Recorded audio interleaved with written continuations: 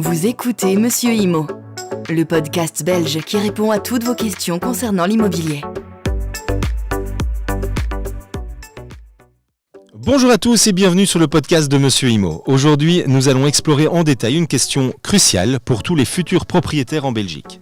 Pourquoi y a-t-il un délai si long entre la signature du compromis de vente et celle de l'acte authentique ? Si vous êtes en train d'acheter une maison ou un appartement, cet épisode est fait pour vous. La première étape majeure dans l'achat d'un bien immobilier en Belgique est la signature du compromis de vente. Contrairement à ce que beaucoup pourraient penser, ce document n'est pas provisoire, c'est un contrat juridiquement contraignant qui lie les deux parties. C'est pourquoi il est fortement recommandé de le faire relire par un notaire avant de le signer.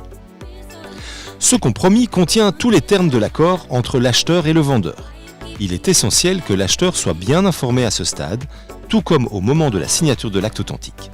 Cependant, certaines informations cruciales ne sont pas immédiatement disponibles lors de la signature du compromis.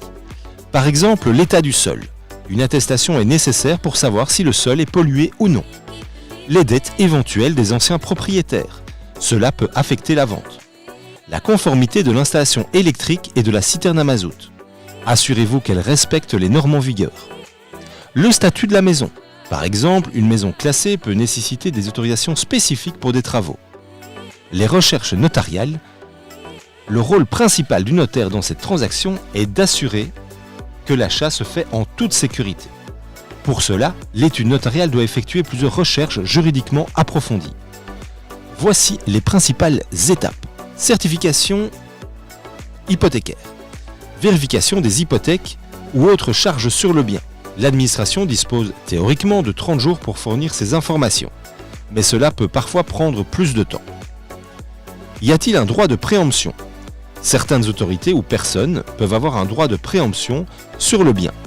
Ils ont généralement 2 mois pour décider s'ils veulent exercer ce droit. Le permis d'urbanisme et régularité urbanistique. Assurez-vous bien que le bien est conforme au règlement d'urbanisme. L'état des installations.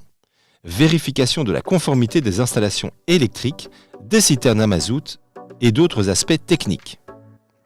Les délais incompressibles. Ces délais peuvent sembler longs et frustrants, mais ils sont nécessaires pour garantir que l'achat est juridiquement solide. L'étude notariale n'a pas toujours le contrôle sur ces délais.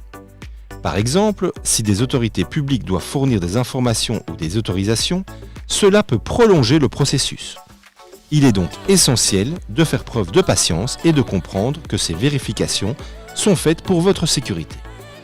En résumé, l'attente entre le compromis de vente et l'acte authentique peut sembler long, mais il est indispensable pour s'assurer que votre achat est sûr et conforme à la loi. Les recherches effectuées par le notaire ou le professionnel de l'immobilier vous protègent contre le risque et vous garantissent une transaction sans mauvaise surprise. Merci d'avoir écouté cet épisode de Monsieur Imo. Si vous avez des questions ou des sujets que vous aimeriez que nous abordions, n'hésitez pas à nous contacter. Nous serons également ravis de vous entendre partager votre propre expérience immobilière. Si vous souhaitez participer à notre podcast pour une interview et raconter votre parcours d'achat, contactez-nous. N'oubliez pas de vous abonner à notre podcast pour ne manquer aucun épisode. Vous pouvez également nous suivre sur les réseaux sociaux pour plus de conseils et d'astuces sur l'immobilier. Je vous dis à très bientôt pour un nouvel épisode. Le contenu vous a plu ? Abonnez-vous et retrouvez encore plus de contenu sur www.monsieurimo.be.